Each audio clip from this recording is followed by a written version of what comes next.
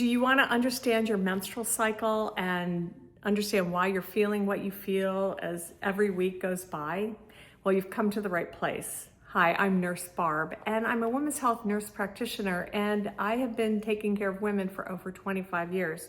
I brought my uterus model here, and it comes apart so you can see what's going on inside the uterus.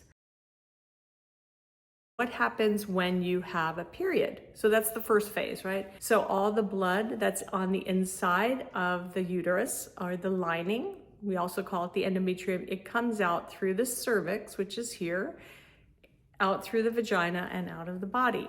This is the body's way of shedding that lining if a person doesn't become pregnant. So after the menstrual cycle begins, actually a new cycle starts, and it starts right here in the ovary. So these little white circles are meant to be the ovary. These are the fallopian tubes here.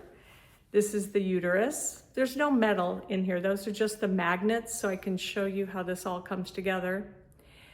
Again, this is the uterus here, the cervix, and then the vagina. So as soon as the bleeding starts, a new follicle or a new egg starts to develop in the ovary. And that egg starts to release estrogen. And the estrogen tells the lining of the uterus to build up with blood. So this first phase of the cycle is called the follicular phase. It's when there's proliferation or growth of the endometrial lining. And during this phase, it's very what we call estrogen dominant. So there's a lot more estrogen in a person's system. Now, many eggs are developing in both ovaries, but one becomes a dominant follicle. It's the one that makes the most estrogen, and that is the one that's going to ovulate. So as estrogen levels peak or rise, it signals a part of the brain called the hypothalamus to release something called luteinizing hormone, or LH. And so there's a surge of LH. And if you're trying to get pregnant, you know about this, because if you're wanting to predict ovulation, you probably have bought an ovulation predictor kit, and that kit measures the LH, or luteinizing hormone surge. So when the LH surge occurs, it causes that egg to go through its final maturation, and the outside of that egg gets stretchy so that the egg can be released. So luteinizing hormone is released, and 24 to 36 hours later, the egg ovulates. It comes out of the ovary and into the fallopian tube. There's something else going on though. That LH surge signals the cervix to produce what we call ovulatory mucus. So the mucus that comes out of the cervix is very clear and thin. It looks like uncooked egg white. It's also full of glucose, so that if there are sperm available in the vagina, that very thin, clear mucus that looks like uncooked egg white, it's got a lot of glucose because it nourishes the sperm on their way up to try to find an egg. So if you're trying to get pregnant, you might be checking your mucus, and it might be so much that you find it on your underwear. Ovulation is the second phase of the menstrual cycle.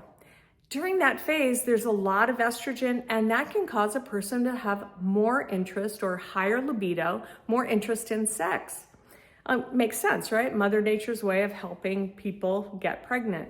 After ovulation, the egg typically lives for about 24 hours, and then it dissolves in the fallopian tube if it's not fertilized by a sperm. Now remember, sperm can live for up to 5 days. So a sperm can be waiting in the fallopian tube for an egg, and it could have been there on a Monday, and a person ovulates on Wednesday, and a person would get pregnant. So if you're trying not to get pregnant, remember, sperm can live in the system for 5 days, so be sure to take precautions if you don't want to become pregnant. So if the egg dissolves and there's no pregnancy, then the next part of the cycle is called the luteal phase, or secretory phase. This is when that follicle becomes what's called a corpus luteum. And the corpus luteum, right? Luteal phase, luteum, they're the same word, right? That part of the ovary, the corpus luteum, now produces a lot of progesterone. So early in the cycle, there's a lot of estrogen. In the later part of the cycle, there's a lot of progesterone.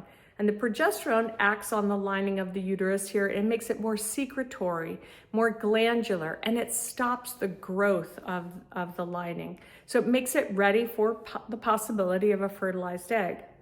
So this second phase is very progesterone dominant, and that can cause a lot of things like mood changes or PMS. It can cause bloating. It can cause some weight gain. And it can also cause people to feel a little bit more tired. And also, progesterone is a hormone that can also lead to constipation. So there's a lot of different things that can happen during different times in the cycle.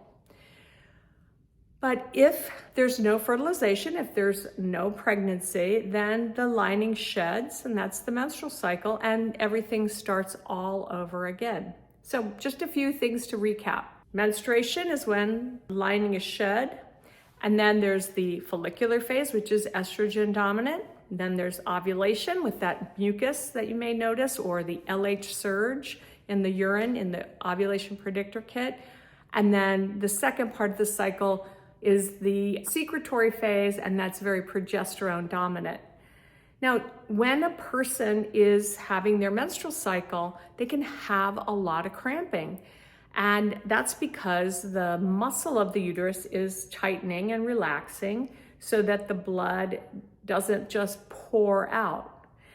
There's contractions and relaxation so that there's what we call synchronized bleeding. So it's not just a lot of blood that just comes out, although it may seem like that and you may notice some clots, but having those contractions really helps prevent too much blood loss. Inside the endometrial lining are these substances called prostaglandins, and the prostaglandins also help with shedding of the lining. There's a lot more of them in women who have very severe menstrual cramps. So high levels of prostaglandins can lead to more menstrual cramps. It can also lead to nausea and vomiting. So here's a pro tip for you. If you suffer from a lot of menstrual cramps and you're pretty sure you know when your period's going to start, you might pre-game it with a little of one of the over-the-counter anti-prostaglandin medications. These are also known as non-steroidal anti-inflammatories. I know that's a mouthful, but you know them as Advil or Aleve. Now, Aleve seems to work a little bit better than Advil for menstrual cramps, but either one is fine. Just remember to take them with food because they can really upset your stomach. So if you know when your period's starting or at those first twinges, absolutely start taking one of those over-the-counter pain relievers, Advil or Aleve, because that will really help reduce your menstrual cramps. Also, a lot of people get headaches around the time of their periods. So if that's occurring, you might talk to your healthcare provider about ways you can skip your periods, either using the birth control pill or other remedies so that you don't have all of those hormonal fluctuations that could lead to both heavy, crampy periods and also headaches. So listen, I hope this helps. If you like this video, click like and subscribe. You can also leave comments about things that help you with your menstrual cramps. And let me know if there's any other questions that you have about your menstrual cycle or any other women's health issue. Take care and be well.